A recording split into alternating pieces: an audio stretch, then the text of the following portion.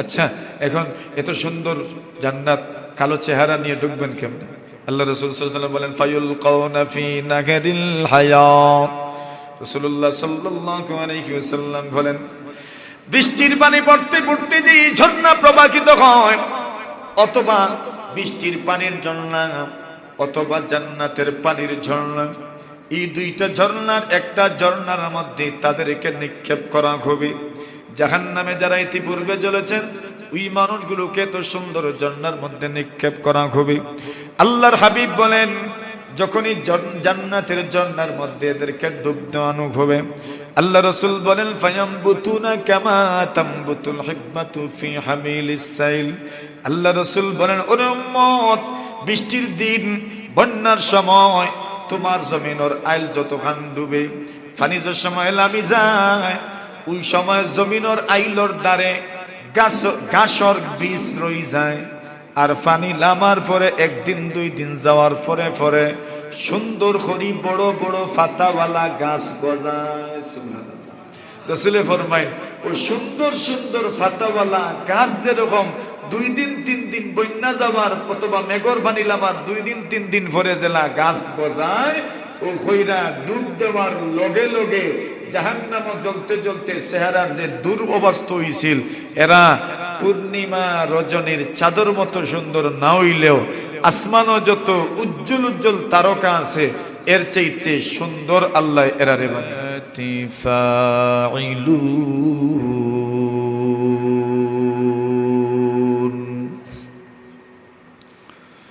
وقال رسول الله صلى الله عليه وسلم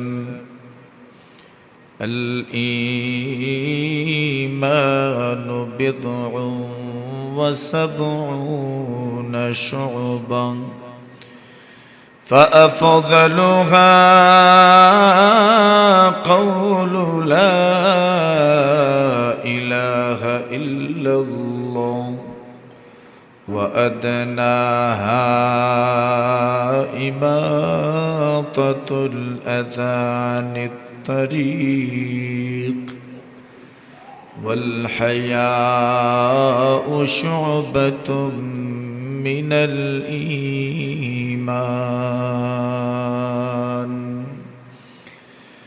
آمنت بالله صدق الله مولانا العظيم صلى الله على سيدنا ومولانا محمد وعلى آله وأصحابه وسلم صلى الله على سيدنا ومولانا محمد وعلى آله وأصحابه وسلم আল্লাহ পরবর্তীকারে আলম ও অসংখ্য গণিত শুকুর যে আল্লাহ তাআলা রমজান মাসের শেষ পর্যায়ে হতে পারে সমাপনী দিন, শেষ দিনে জোহরের নামাজের পরপরই আল্লাহ তাআলার ঘরে কোরআন নাজিলের মাসে কোরআনে মাজিদের তাফসীর শোনার জন্য আমাদেরকে সমবেত হওয়ার তৌফিক দান করেছেন, এজন্য আমরা শুকরিয়া আদায় করছি আলহামদুলিল্লাহ। সূরাতুল মুমিনুন মুমিনদের সূরা। এই সূরাতে আল্লাহ তাআলা মুমিনদের গুণাবলী বর্ণনা করেছেন। মুমিনকে গুণাবলীর আগে মুমিনদের পরিণতি উল্লেখ করেছেন। قد أفلح المؤمنون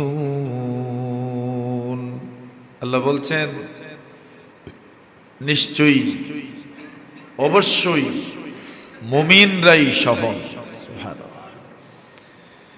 তো সফল হয়ে গেছে, আল্লাহ বলেছে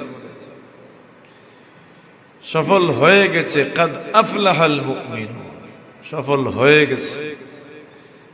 আসলে প্রকৃত সফলতা তো আখিরাতের সফলতা, ওইটা তো রয়ে গেল। আল্লাহ কি বলছেন, সেটা সফল হয়ে গেছে। অথচ সফলতার ধাপ, সফলতার স্থান আরো সামনে, সফলতার সময় অনেক দেরি, মরণের পরে না সফল। কিন্তু আল্লাহ কি বলছেন, সফল হয়ে গেছে। এর মানে কি, যেটা নিশ্চিত হবে ওটাকে মানুষ বলে হবে না মনে করো হয়ে গেছে।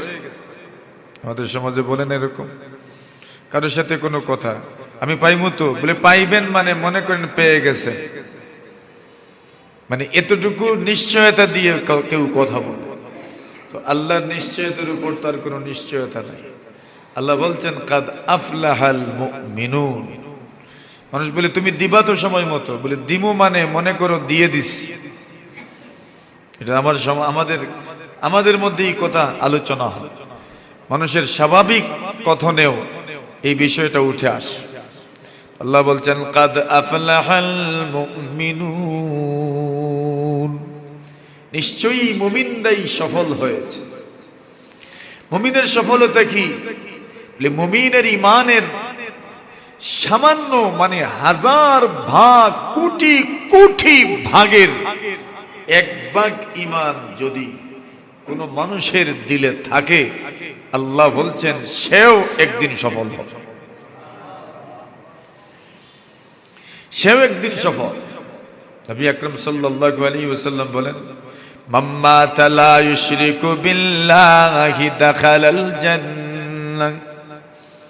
আল্লাহ রাসূল বলেন কোন মানুষ যদি এমত অবস্থায় মারা যায় যে সে আল্লাহর সঙ্গে শিরিক করলো না, আল্লাহর সঙ্গে কোন অংশীদার সাব্যস্ত করলো না, আল্লাহর সঙ্গে কাউকে শরীক মানলো না, আল্লাহ তাআলার জাত, আল্লাহ তাআলার সিফাত, আল্লাহর গুণ, আল্লাহর সত্তার সঙ্গে কোনো মানুষকে শরীক মানলো না, কোনো মাখলুককে শরীক মানলো না, আল্লাহ রাসূল বলেন দাখালাল জান্নাহ, শিরিক মুক্ত হিসাবে মারা যাওয়ার কারণে আল্লাহর জান্নাতের মেহমান হয়ে যাবে।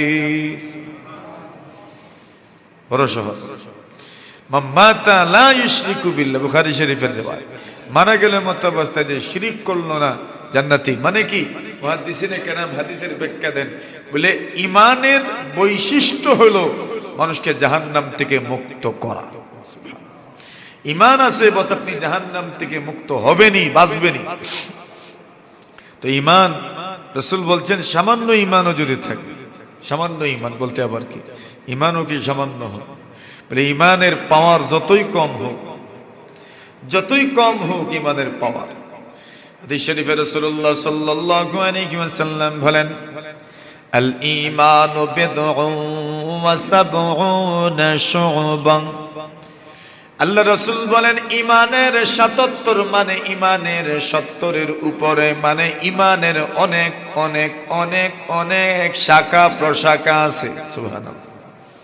ইমান একটা গাছের মতো। রাসূল আকরাম সাল্লাল্লাহু আলাইহি ওয়াসাল্লাম ইমানকে গাছের সাথে তুলনা করলেন। আল ঈমানু বিদউন ওয়া সাবউনা শু'বা। গাছের মূল যেটা ডুব হয়, যেটা ওটাকে কি বলে, গাছের যেটা মূল গাছ, যেটা মূল গাছ যেটা, এটাকে কি করে, গাছের গড়। রাসূল বলছেন ইমান মানে একটা গড়ের নাম। বিদউন ওয়া সাবউনা শু'বা। আর ইমানের শাখা প্রশাখা ডাল ৭০-এর অধিক আছে। সুবহানাল্লাহ। মানে একটা গাছ, যে গাছের অনেকগুলো ডাল। আল ঈমানু বিদউন ওয়া সাবউনা শু'বা। বুখারী শরীফের রিওয়ায়াত। বুখারী শরীফে এসেছে ৬০ শু'বা, মুসলিম শরীফের মধ্যে ৭০ শু'বা ৭০। আর বুখারী শরীফের রিওয়ায়াত আল ঈমানু বিদউন ওয়া সিত্তুনা শু'বা। ইমাম বুখারী অধ্যায় আনছেন কিতাবুল ঈমান, বাবু উমুরিদ্দিন, উমুরিল ঈমান, ঈমানের বিষয় আছে। ইমানের বিষয় আসলে কি? ওই হাদিস আছে, আল ঈমানু বিদউন ওয়া সিত্তুনা শুবা। আল্লাহ রাসূল বলছেন ইমানের ৬০-এর উপরে শাখা আছে। আর অন্য বর্ণনায় এসেছে ৭০-এর উপরে শাখা আছে। এর দ্বারা বুঝেই যাচ্ছে মানে আসলে সংখ্যা উদ্দেশ্য না, বোঝানো উদ্দেশ্য বেশি। যেমন আমাদের সমাজে বেশি বোঝানোর জন্য মানুষ বলে হত্যর, গাউয়ালি ভাষায় কয় হত্যর বার খইছি রে বাতারে আমি, এরপরেও শুনছে না। মানে কিতা বুঝাই গনিয়া গনিয়া ৭০ বার কইছি না, বুঝাইতে চাইলা যে বেশি কইছি। অনেকবার বলেছি। কেউ বলে হাতবার হইছি, এরপরেও বুঝে না। হাত মানে ৭, তা ৭ দ্বারাও বেশি বুঝানি। কেউ কয় ১৭ বার হইছি, এরপরেও শুনছে না। ১৭ মানে কি? ১৭। আমাদের সমাজে কিছু সংখ্যা মানুষ বেশি বোঝানোর জন্য বলে। তো এইভাবে রাসূলুল্লাহ সাল্লাল্লাহু আলাইহি ওয়াসাল্লাম বেশি বোঝানোর জন্য বলেছেন আল ঈমানু বিদউন ওয়া সাবউনা শুবা। ইমানের ৭০-এর উপরে শাখা আছে। মানে কি গনে গনে ৭০ হওয়া জরুরি না, বেশি বোঝানো উদ্দেশ্য। আল ঈমানু বিদউন ওয়া সাবউনা শুবা। ৬০ আমরা দেশের মানুষ বেশি বোঝানোর জন্য ৬০ বার হইব কইছি, আসলে ৬০ উদ্দেশ্য না। গনি গনি ৬০ বার করছেন, বলেন না না বেশি কইছি বুঝাইলাম। ওই আরেক হাদিসে রাসূল বলেন আল ঈমানু বিদউন ওয়া সিত্তুনা শুবা। ইমানের ৬০-এর উপরে শাখা আছে। তবে এতগুলো শাখা, এখন নবীজি বললেন শাখাগুলো এভাবে কিভাবে গণনা করা যায়। উলামায়ে কেরাম তো মাশাআল্লাহ ৭০, ৭৭, ৬০, ৬৭, ৮০, ১০০ মানে সবগুলো শাখা কোরআন এবং হাদিস থেকে ওনারা আমাদের সামনে পেশ করেও গেছেন। সুবহানাল্লাহ, যতটা শাখা প্রশাখা আছে। দেখেন এই হাদিসের মধ্যে ঈমানকে রাসূল গাছের সাথে, গড়ের সাথে তুলনা করেছেন। ঈমান মানে তার একটা খুঁটি আছে, একটা স্বাতন্ত্র্য আছে ঈমানে। আপনি শাখা প্রশাখা না থাকলেও ঈমান দাঁড়িয়ে থাকবে। গাছের শাখা প্রশাখা না থাকলে গাছ দাঁড়িয়ে থাকতো না, গাছ দাঁড়িয়ে থাকতো। শাখা প্রশাখা না থাকলেও গাছ গাছই। মানে শাখা প্রশাখা এগুলো গাছের সৌন্দর্য, বাড়তি জিনিস, সব বাড়তি জিনিস। ইমানের একটা অস্তিত্ব আছে। ইমানের অস্তিত্ব কি বলি? ইমানের অস্তিত্ব হলো তাসদীকে কলব, অন্তর দিয়ে বিশ্বাস করা। এটা ইমানের অস্তিত্ব। গাছের যেমন একটা অস্তিত্ব আছে বলে গাছ কি? গড়ের নাম গাছ, বাকিগুলো ডাল, বাকিগুলো ডাল। গাছ তো এটার নাম। তো আল ঈমানু বিদউন ওয়া সাবউনা শুবা। ঈমান মৌলিক ঈমান কি? লা ইলাহা ইল্লাল্লাহ মুহাম্মাদুর রাসূলুল্লাহ, মৌলিক ঈমান। বাকি সব ডাল। এখন ডালগুলো চিনার দরকার। রাসূল ডাল চিনাইলেন। ফাআফদালুহা কাউলু লা ইলাহা ইল্লাল্লাহ ওয়া আদনাহা ইমাতাতুল আযা আনিত তারিক ওয়াল হায়াউ শুবাতুম মিনাল ঈমান। নবী আলাইহিস সালাতু ওয়াসসালাম ফরমান ঈমানের ৭০-এর উপরে শাখা আছে। সবচেয়ে উত্তম শাখার নাম হইল লা ইলাহা ইল্লাল্লাহর জিকির। সুবহানাল্লাহ, সর্বোত্তম শাখা। ঈমানের যত শাখা আছে, যত ডাল আছে, সবচেয়ে বড় ডাল কোনটা? লা ইলাহা ইল্লাল্লাহর জিকির। তো বড়টা বুঝাইলেন, ছোট কোনটা? এর মধ্যখানে তো কি আছে বুঝা নিবেন। উপরেরটা বলছেন না নিচেরটা বলছেন? নিচেরটা কি বলে? ওয়া আদনাহা ইমাতাতুল আযা আনিত তারিক। নবী আলাইহিস সালাতু ওয়াসসালাম ফরমান ঈমানের সর্বনিম্ন, ঈমানের সবচেয়ে ছোট, সবচেয়ে নিম্ন মানের শাখা হইল ইমাতাতুল আযা আনিত তারিক, রাস্তা থেকে কষ্টদায়ক জিনিস সরানো ঈমানের এক শাখা। সুবহানাল্লাহ। মানুষ চলাচলের রাস্তা, রাস্তার মধ্যে কষ্টদায়ক জিনিস পড়ে আছে, রাস্তার মধ্যে কষ্টদায়ক জিনিস পড়ে আছে, ইট পড়ে আছে, গোবর পড়ে আছে, অথবা যে কোনো নাপাকি পড়ে আছে, অথবা যে কোনো মানুষ খোলার বাধা পড়ে আছে, যে কোনো মানুষ পিছলে গিয়ে পড়ার সম্ভাবনা আছে। আপনি কি করলেন? বলে আপনি রাস্তা দিয়ে যাওয়ার সময় এটা যখন আপনার চোখে বাজছে, আপনি রাস্তা থেকে ওই জিনিসটা সরাইয়া দিলেন, যাতে করে চলাচলকারী প্রত্যেক মানুষের কষ্ট না হয়। আল্লাহ রাসূল বলছেন এই আমলটাও ঈমানের এক শাখার অন্তর্ভুক্ত। সমাজ সেবা থেকে শুরু করে আরো যত সুন্দর চরিত্র আখলাক আছে, এই সবগুলো ঈমানের অন্তর্ভুক্ত। আল্লাহু আকবার কাবীরা। মানে ঈমানের গুরুত্বটা বুঝেন, এগুলো ঈমানের অন্তর্ভুক্ত।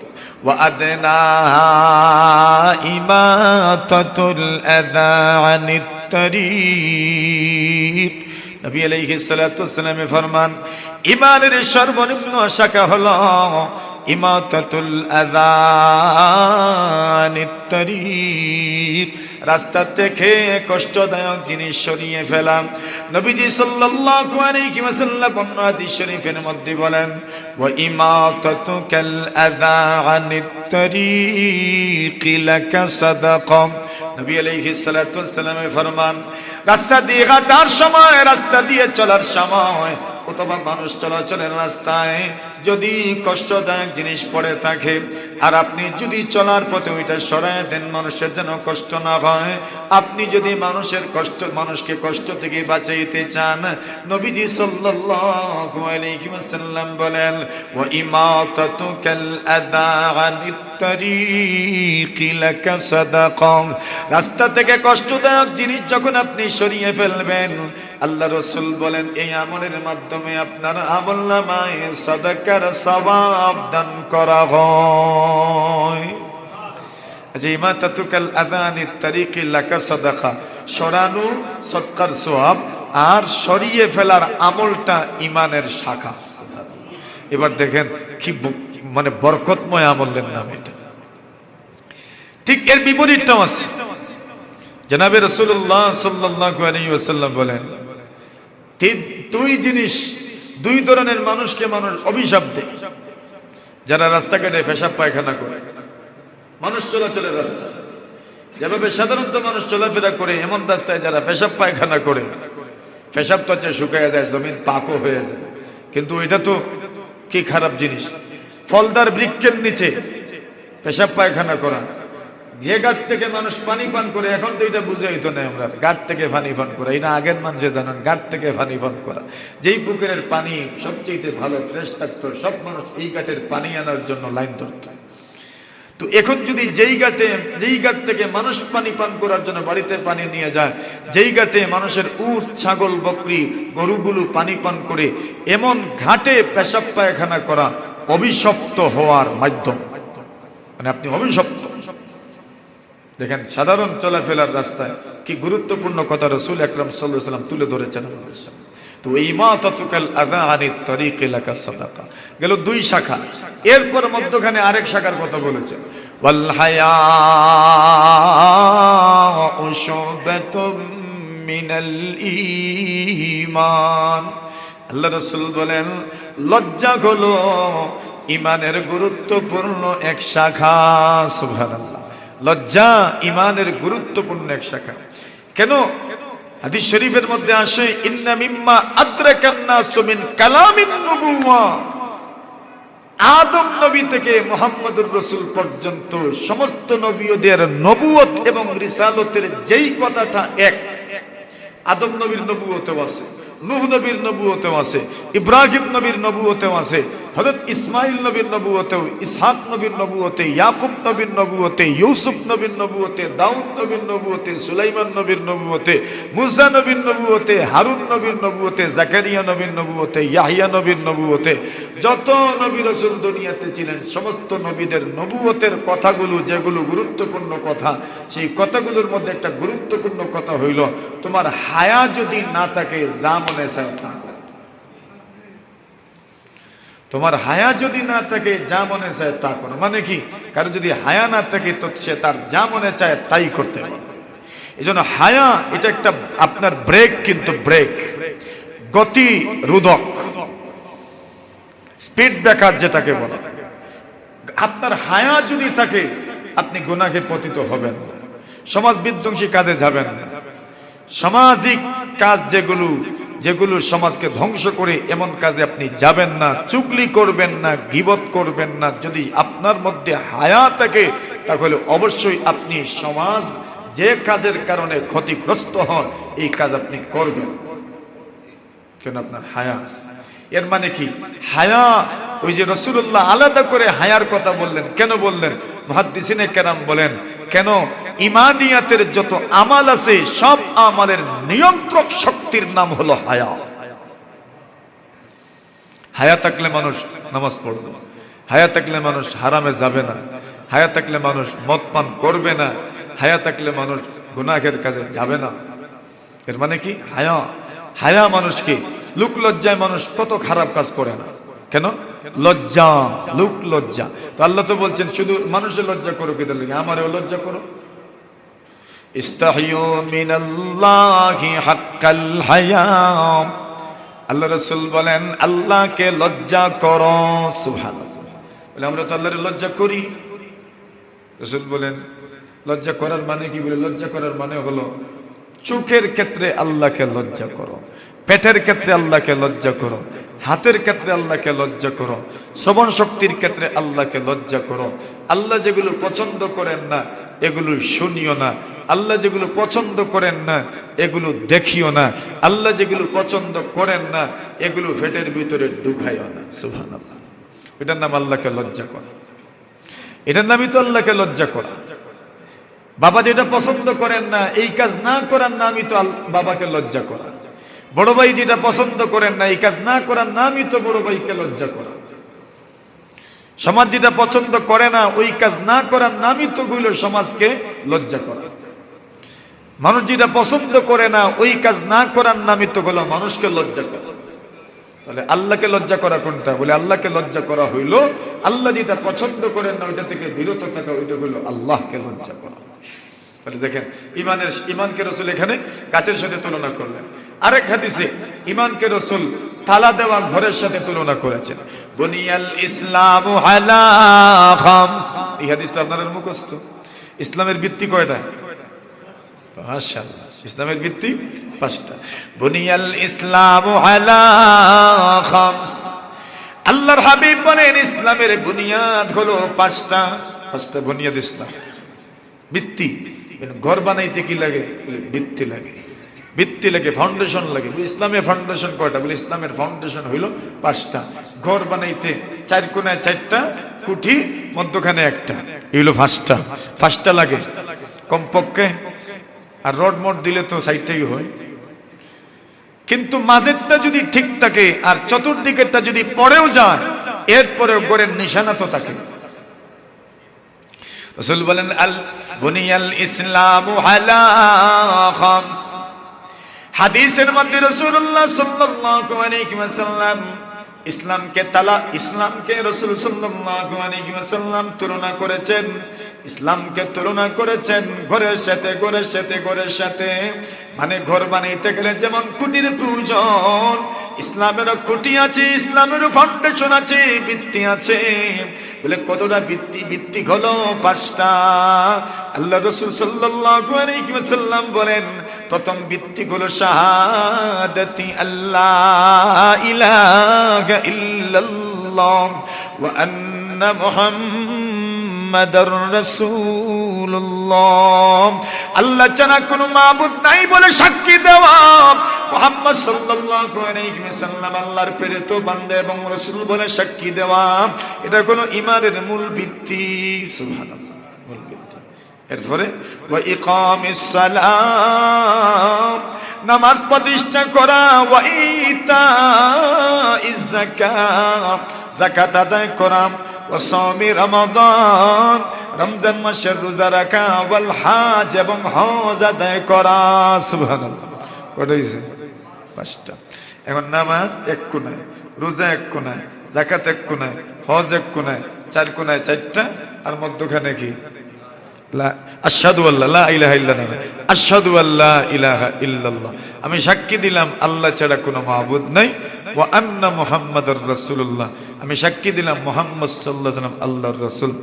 যত হাদিসের মধ্যে লফজ শাহাদাত শব্দ আছে অথবা শাহাদা শব্দ থেকে ক্রিয়া এমন আশহাদু বা নাশহাদু বা শাহিদা এরকম শব্দ আছে, এই সমস্ত হাদিসের মধ্যে শুধু লা ইলাহা ইল্লাল্লাহ না, এখানে মুহাম্মাদুর রাসূলুল্লাহ আছে। অর্থাৎ সাক্ষী দিতে হলে আল্লাহ ছাড়া কোনো মাবুদ নাই যেমন সাক্ষী দিতে হবে, মুহাম্মদ আল্লাহর রাসূল এই কথাটা সাক্ষী দিতে হবে। আর যেই সমস্ত হাদিসের মধ্যে শাহাদা শব্দ নাই, এখানে শুধু লা ইলাহা ইল্লাল্লাহ এসেছে, যেমন আফদালুহা কওলু লা ইলাহা ইল্লাল্লাহ, এখানে আর মুহাম্মাদুর রাসূলুল্লাহ নাই, কিন্তু শাহাদা বা আশহাদু শব্দ থাকলেই এখানে মুহাম্মাদুর রাসূলুল্লাহ আছে। সুবহানাল্লাহ। মানে সাক্ষী দিতে হলে ঈমানদার কখন হব আমি? যখন আল্লাহ ছাড়া কোনো মাবুদ নাই এই কথাও সাক্ষী দিব, মুহাম্মাদুর রাসূল আল্লাহর রাসূল এবং তার বান্দা সাক্ষী দিব, তখনই আমি মুসলমান হব। সুবহানাল্লাহ। কথাটা বুঝিয়েন খুব ভালো করে। আর জিকির বলে মুহাম্মাদুর রাসূলুল্লাহর নাম না নিলেও জিকির হবে। কথাটা কত সহজ না? বলে জিকির মুহাম্মাদুর রাসূলুল্লাহর নাম না নিলেও জিকির হয়, শুধু লা ইলাহা ইল্লাল্লাহ জিকির হয়। জিকির মুহাম্মাদুর রাসূলুল্লাহর নাম না নিলেও হয়, কিন্তু ঈমান মুহাম্মাদুর রাসূলুল্লাহর রিসালাত এবং নবুয়তের সাক্ষী না দিলে ঈমান হয় না। এজন্য শাহাদা শব্দ যেখানে, এখানে লা ইলাহা ইল্লাল্লাহর সাথে মুহাম্মাদুর রাসূলুল্লাহ আছে। শাহাদাতি আল্লাহ ইলাহা ইল্লাল্লাহ ওয়া আশহাদু আন্না মুহাম্মাদার রাসূলুল্লাহ। এখন মনে করেন নামাজ, রোজা, হজ, যাকাত এই চারটা খুঁটি যদি মোটামুটি ভেঙ্গে ভেঙ্গে একটু একটু একটু একটু পুরান হয়ে যায়, ভরে যায়, হয়ে যায়, এরপরেও মাঝখানের খুঁটি যদি ঠিক থাকে তো চিহ্ন তো থাকবো, একটা চিহ্ন তো থাকবো, চিহ্ন তো থাকবো, আলামত তো থাকবো, নিদর্শন তো থাকবো। এখনো এই দুনিয়াতে কত পুরাতন স্থাপত্যের নিদর্শন রয়ে গেছে। ধ্বংসাবশেষ আপনি তালাশ করেন, মাটি খুললে অনেক কিছু ধ্বংসাবশেষ পাওয়া যায়। এগুলো যারা মনে করেন পুরাতন ঐতিহ্য, হারানো ঐতিহ্যর যে আপনার বিভাগ আছে, সেক্টর আছে, এরা তো কত ধরনের আপনার তথ্য আবিষ্কার করে। তো দেখেন, দাঁড়িয়ে যদি থাকে তো লাভ কি? হাদিস শরীফে রাসূলুল্লাহ সাল্লাল্লাহু আলাইহি ওয়াসাল্লাম বলছেন, এটা কেন বললাম যে যাররা ঈমান, ঈমান যে যাররা পরিমাণ হয় কেমনে হয়, ওই যাররা বোঝানোর জন্য। মানে ঈমানও যাররা পরিমাণ হয়। আল্লাহর বান্দা নামাজ পড়ছে, আলহামদুলিল্লাহ, রোজাও রাখছে, হ্যাঁ সব ঠিক আছে, কিন্তু এমন জোরালু তার কিছু নাই।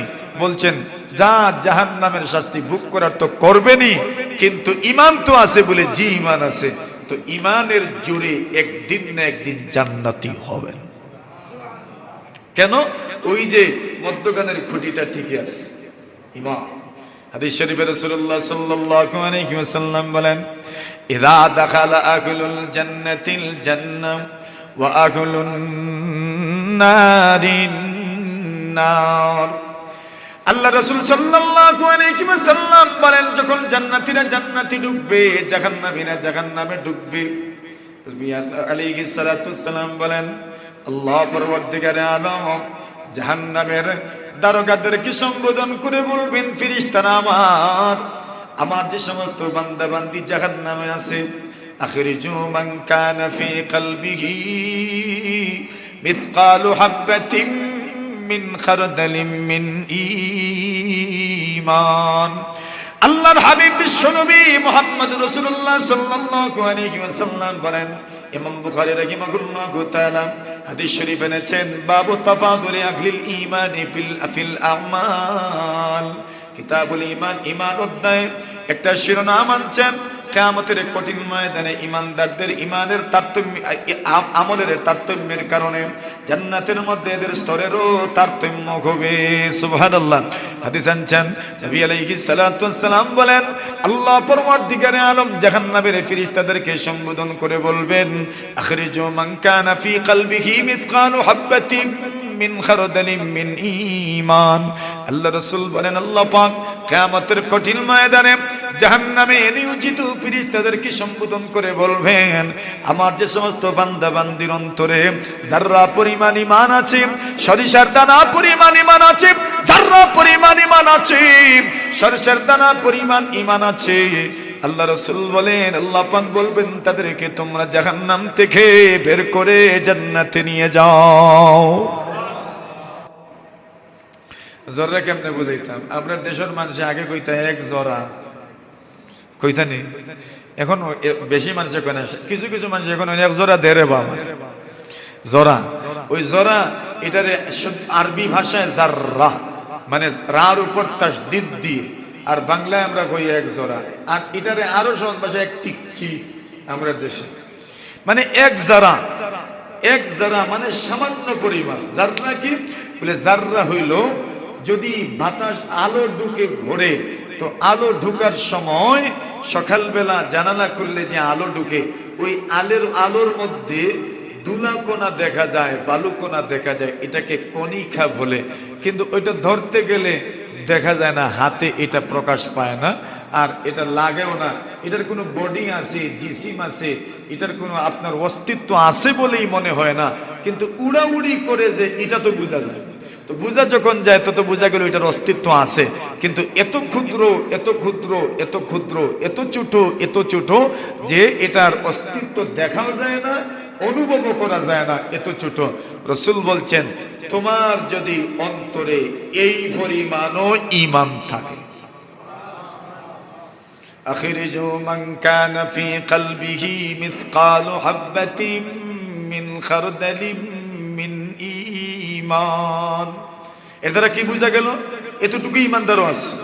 তো এর দ্বারা বোঝা গেল এর চেয়ে বেশি ঈমানদারও আছে। এর দ্বারা বোঝা গেল এর চেয়ে আরো বেশি ঈমানদার আছে। এর দ্বারা বোঝা গেল আরো উন্নত ঈমানদার ভালো আছে। এটা কেমনে বলে? আমলের কারণে। আমলের কারণে ঈমানের নূর বাড়েও কমে। তো বোঝা গেল আমল একবারে জিরোতে, তো আপনার ঈমানের অবস্থানটা ওই জিরোতে, শূন্যের কোঠায়। আরেকটু বেশি আছে তো ঈমানের পাওয়ার আরেকটু বেশি, আরেকটু বেশি আছে তো ঈমানের পাওয়ার আরেকটু বেশি। মনে করেন কেরাসিন যে পরিমাণ লেপটন ওই পরিমাণ আলো, বা লেমই পরিমাণ আলো। সলতা আগে যে সলতা মনে করেন, আগে প্রত্যেক দিন মানে আপনার বিকাল বেলা লেম জানালিন লাগি আর লেমোর ভিতরে কেরাসিন ভরার লাগি অর্ডার আইতো নি না, কেরাসিন বড় টপ্পারি কেরাসিন বড়। এখন দেখো ওই কেরাসিন বরাত কত গড়িমসি আছিল, খেনে খালি মুখো লাগি দিত, নাকো লাগি দিত, টুটু লাগি দিত, আতো তো আর লাগতো।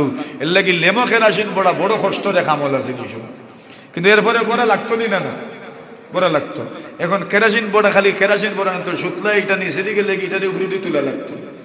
তো সুতা আপনার যত বেশি হইব আগুন তত বেশি হইব, তেল যত বেশি হইব আগুন তত বেশি হইব। ঠিক এমনি ভাবে নবী আলাইহিস সালাতু সালাম বলেন, যাররা পরিমাণ ঈমানও যদি কোনো মানুষের দিলে থাকে, আল্লাহ রাসূল বলছেন, আল্লাহ এদেরকে ফেরেশতাদেরকে বলবেন, ওই লোকদেরকেও, আমার ওই সমস্ত বান্দা বান্দীদেরকেও জাহান্নাম থেকে বের করো। আচ্ছা, এখন মনে করেন মাত্র যাররা পরিমাণ ঈমান, তো কি পরিমাণ শাস্তি ভোগ করতে হয়েছে জাহান্নামে, এটা তো মোটামুটি অনুমান আছে। নবী আলাইহিস সালাতু সালাম বলেন, ফায়ুখরাজুনা কাদ সুমাদ্দু, নবী আলাইহিস সালাতু সালাম বলেন এদেরকে জাহান্নাম থেকে বের করা হবে এমন অবস্থায় যার চেহারা কালো হয়ে গেছে। সুবহানাল্লাহ। জ্বলতে জ্বলতে, জ্বললে জিনিস কালো হয় না দলা, দলা জিনিসও জ্বললে কি তৈরি যায়, কালো হয়ে যায়। কাদ সুমাদ্দু। এখন এই চেহারা নিয়ে জান্নাতে যাবেন কেমনে? চেহারা তো সুন্দর না, আর জান্নাত কি সুন্দর, জান্নাত কি সুন্দর। সুবহানাল্লাহি ওয়া বিহামদিহি। মসজিদে আসার ক্ষেত্রে আল্লাহর বিধান, খুদু জিনাতাকুম ইনদা কুল্লি মসজিদ। আল্লাহ বলেন মসজিদে যাওয়ার সময়, নামাজে যাওয়ার সময় সবচেয়ে বেশি সুন্দর হয়ে মসজিদে যাওয়া। সুবহানাল্লাহ। দেখেন কি সুন্দর কথা। আল্লাহর সামনে যাইলাম, ইনো সুন্দর হইয়া যাইতাম না, দেখিলে যাইতাম সর্বোচ্চ সুন্দর হইয়া যাইতাম আল্লাহর সামনে। খুদু জিনাতাকুম ইনদা কুল্লি মসজিদ। আল্লাহ ফরমান, তোমাদের সর্বোচ্চ সৌন্দর্য তোমরা নিজেকে সৌন্দর্যমণ্ডিত করো মসজিদে যাওয়ার সময়। নামাজ পড়তে যাওয়ার সময় যদি সুন্দর হয়ে যায় না, তো যাইতাম কোন সময়? আলহামদুলিল্লাহ, এই আমল আমরা আছে আলহামদুলিল্লাহ। আর বিশেষ করে ঈদের দিন তো আছেই আলহামদুলিল্লাহ। কেন নতুন কাপড় পরি কোন সময়? জামাতে আসার সময়। কোন সময়? এর মানে কি, কোনো না কোনো ভাবে কোরআনের কোন একটা আয়াতের উপর আমার আমল আছে, আলহামদুলিল্লাহ। খুদু জিনাতাকুম ইনদা কুল্লি মসজিদ। নামাজের ক্ষেত্রে, নামাজে যাওয়া আসার ক্ষেত্রে সৌন্দর্য, তুমি সৌন্দর্য নিজেকে সুসজ্জিত করো, সাজাও, আল্লাহর বিধান। আমাদের বুজুর্গরা তো কেউ কেউ ছিলেন কোট শার্ট কোট, এমনকি পাঞ্জাবি কোট, লম্বা লম্বা কোট পরিধান করে নামাজে যেতেন। কেন? আল্লাহ বলছেন সুসজ্জিত হয়ে নামাজে যাওয়ার জন্য, সুসজ্জিত হয়ে। সুবহানাল্লাহ। খুদু জিনাতাকুম ইনদা কুল্লি মসজিদ। আচ্ছা, এখন এত সুন্দর জান্নাত, কালো চেহারা নিয়ে ঢুকবেন কেমনে? আল্লাহ রাসূল সাল্লাল্লাহু আলাইহি ওয়াসাল্লাম বলেন ফায়ুলকাউনা ফি নাহরিল হায়াত। রাসূলুল্লাহ সাল্লাল্লাহু আলাইহি ওয়াসাল্লাম বলেন, বৃষ্টির পানি পড়তে পড়তে যে ঝর্ণা প্রবাহিত হয়, অথবা বৃষ্টির পানির ঝর্ণা অথবা জান্নাতের পানির ঝর্ণা, এই দুইটা ঝর্ণার একটা ঝর্ণার মধ্যে তাদেরকে নিক্ষেপ করা হবে। জাহান্নামে যারা ইতিপূর্বে জ্বলেছেন, ওই মানুষগুলোকে তো সুন্দর ঝর্ণার মধ্যে নিক্ষেপ করা হবে। আল্লাহর হাবিব বলেন, যখনই জান্নাতের ঝর্ণার মধ্যে এদেরকে ডুব দেওয়ানো হবে, আল্লাহ রাসূল বলেন ফায়ামবুতুনা কামা তামবুতুল হিকমাতু ফি হামিলিস সাইল। আল্লাহ রাসূল বলেন, ওরে উম্মত, বৃষ্টির দিন, বন্যার সময় তোমার জমিনের আইল যতখান ডুবে, পানি যে সময় লামি যায়, ওই সময় জমিনের আইলর দ্বারে ঘাসর বীজ রই যায়। আর পানি লামার পরে একদিন দুই দিন যাওয়ার পরে পরে সুন্দর করি বড় বড় পাতাওয়ালা গাছ গজায়। সুবহানাল্লাহ। রাসূলে ফরমায়, ওই সুন্দর সুন্দর পাতাওয়ালা গাছ যেরকম দুই দিন তিন দিন বন্যা যাওয়ার অথবা মেঘর পানি লামার দুই দিন তিন দিন ভরে জেলা গাছ গজায়, ও খৈরা ডুব দেওয়ার লগে লগে জাহান্নাম জ্বলতে জ্বলতে চেহারার যে দুরবস্থা হইছিল, এরা পূর্ণিমা রজনীর চাদর মতো সুন্দর না হইলেও আসমানও যত উজ্জ্বল উজ্জ্বল তারকা আছে, এর চাইতে সুন্দর আল্লাহ এরা রে বানাই। কিতার কারণে বলে জাররাত قد أفلح المؤمنون। আল্লাহ ফরমান মুমিনরাই সফল হয়েছে। এবার মুমিনের পরিচয় তো জানার দরকার, এটা তো মৌলিক ভাবে। চূড়ান্ত সফল কে? বলে একদিনও জাহান্নামের আগুনে জ্বললো না, সেই তো সফল। আর জাহান্নামের আগুনে আমি জ্বললাম, কিছু সফল কিছু বিফল, কিছু ব্যর্থ। কেন? জাহান্নামের আগুনে জ্বলতে তো হয়েছে আমাকে। তো আল্লাহ বলছেন জাহান্নামের আগুনে জ্বলবেন না কোন সময়? বলে কিছু গুণ থাকলে। গুণ কয়টা? 7টা গুণের কথা এখানে এসেছে। 1 নম্বর গুণ, আল্লাযীনা হুম ফি সালাতিহিম খাশিউন। আল্লাহ বলেন কোন মুমিন না সফল, কোন মুমিন না সফল? الذين هم في صلاتهم خاشعون। যারা একাগ্র চিত্তে একনিষ্ঠতার সাথে, যারা বিনয়ের সাথে, নম্রতার সাথে, ভদ্রতার সাথে, সবচেয়ে বেশি বিনয়ের সাথে যারা নামাজ আদায় করে। সুবহানাল্লাহ। বিনয় প্রকাশ পায় কেমনে? মাতান যত নিচে দিয়ে যায়, বিনয় তত বেশি প্রকাশ পায়। সুবহানাল্লাহ। তো নামাজও এর লাগি, নামাজও চাইতাম কোন বাইদি? সিজদার জায়গা বাইদি, সিজদার জায়গা মানে নিচের দিকে তাকাইতাম। যত নিচের দিকে মাথা যাইব তত বিনয় প্রকাশ পাইব, যত বিনয় বেশি হইব এত ইখলাস বোঝা যাইব। তো যত ইখলাসের সাথে নামাজ পড়বেন, আল্লাহ রাসূল বলছেন নামাজ যাদের ইখলাসের সাথে হয়, আল্লাহ তাদেরকে সফল হিসাবে ঘোষণা করেছে। এখন প্রশ্ন হইল, নামাজ ইখলাস আনতাম কিনা? মন লাগে না, দুনিয়ার কত চিন্তা মাথা তাই আয়নি না, না সকলেরও আয়, আমারও আয়, সবর আয়, চিন্তা আসবেই। চিন্তা করার যোগ্যতা যখন আল্লাহ দিয়েছেন, তো নানান দিকের চিন্তা আসতেই থাকবে। যোগ্যতা আস চিন্তা। নবী আলাইহিস সালাতু ওয়াস সালাম নামাজ পড়াইলেন, নামাজের পরে দ্রুত বের হইলেন। সাহাবায়ে কেরাম বলেন, ইয়া রাসূলুল্লাহ, এত দ্রুত কেন বের হইলেন আজকে? বলে নামাজে থাকতেই আমার মনে হয়েছে গড়ে কিছু স্বর্ণ মুদ্রা রয়েছে। কোন সময় মনে হয়েছে? নামাজও থাকতে। তো বোঝা গেল নামাজও থাকলে গড়ের কিছু মনে হইতো, পারে। নবীজি বলেন এজন্য আমি দেরি করছি না, আমি দ্রুত মসজিদ থেকে বের হয়েছি। ফামার তুমি কিসমাতিহি, বুখারী শরীফের রিওয়ায়াত। আল্লাহ রাসূল বলেন আমি ওই স্বর্ণ মুদ্রা বন্টন করার আদেশ করেছি। সুবহানাল্লাহ। তো চিন্তা আইতো পারে, এখন চিন্তা এটা তো হইলো চিন্তা আওয়া, কিন্তু দূর করার চেষ্টা কেমনে? রাসূল বলেন আনতাবুদাল্লাহ কাআন্নাকা তারাহু ফাইন লাম তাকুন তারাহু ফাইন্নাহু ইয়ারাক। আল্লাহ রাসূল ফরমান কিভাবে আপনি নামাজে মন লাগাইবেন? বলে নামাজ এমন ভাবে পড়েন যেন আপনি আপনার আল্লাহকে দেখছেন। ওইটা তো আমার বিষয়, ওইটা তো আপনার বিষয়। আপনি আপনার আল্লাহকে দেখেন কিনা ওইটা তো আমি কেমনে বলবো, ওইটা তো আপনি বলবেন। আনতাবুদাল্লাহা কাআন্নাকা তারাহু, আল্লাহর হাবিব বলেন তুমি এমন ভাবে ইবাদত করো যেন তুমি আল্লাহকে দেখছো, যেন তুমি আল্লাহকে দেখছো, যেন তুমি আল্লাহকে দেখছো। আল্লাহকে দেখবেন যে কথা বলছেন, যেন তুমি আল্লাহকে দেখছো। সুবহানাল্লাহ। এই দুনিয়াতে কেউ আল্লাহকে দেখতে পারবে না। মুসা নবী চাইছিলেন তো আল্লাহকে দেখতে, আল্লাহ বলেন লং তারানি লং তারানি, মুসা তুমি আমাকে কখনোই দেখতে পারবে না। সুবহানাল্লাহ। মুসা এরপরে কোন আল্লাহ দেখাইলো, সুবহানাল্লাহ, একবার তো দেখা দিলাম আল্লাহ। আল্লাহ কোন তো দেখতে পারবাইনি না, না ওটা তো আগে বুঝার দরকার। বলে কেমনে বুঝতাম?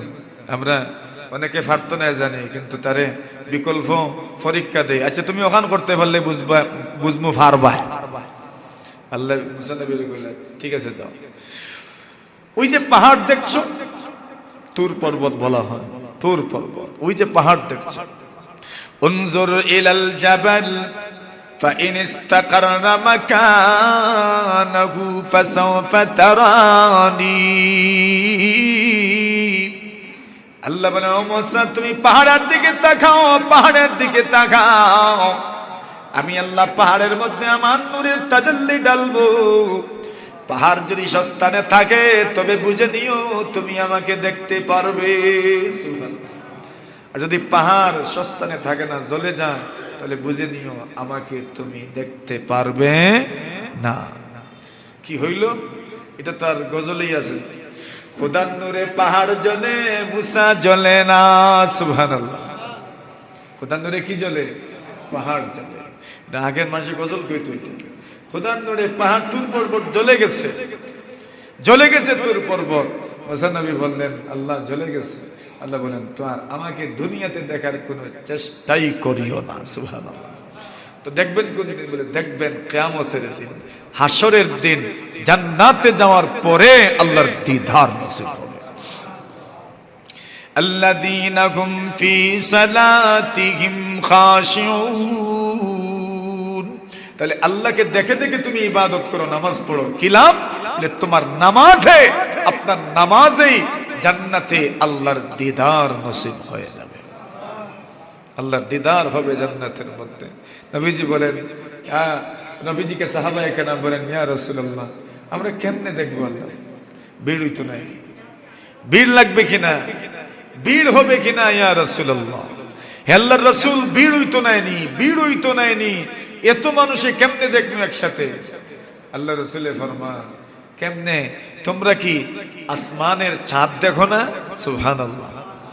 আসমানের চাঁদ কি তোমরা দেখো না? ওই যে 13 রমজান দিনগত রাত, মানে 14 তারিখের রাত যেটা, ওই তারিখের চাঁদ দেখেছেন তো? 13 রমজান দিনগত রাতের চাঁদ দেখেছেন তো? ওইটাকেই পূর্ণিমা রজনী বলা হয়, ওইটাকেই পূর্ণিমা চাঁদ বলা হয়। আল্লাহ রাসূল বলেন আকাশে যখন চাঁদ উঠে ওই চাঁদ দেখতে কি তোমাদের কোনো অসুবিধা হয়? আমরা অসুবিধা হয়নি, কোন দেশের মানুষের অসুবিধা হয়নি না। সব দেশের মানুষই চাঁদ, আকাশে চাঁদ উঠে যখন পূর্ণিমার 14 তারিখের চাঁদ দেখে কিনা, সব এলাকার মানুষ দেখে। রাসূল বলছেন যেভাবে চাঁদ দেখতে তোমাদের অসুবিধা হয় না, আল্লাহ তাআলাকে দেখতেও তোমাদের কোনো অসুবিধা হবে না।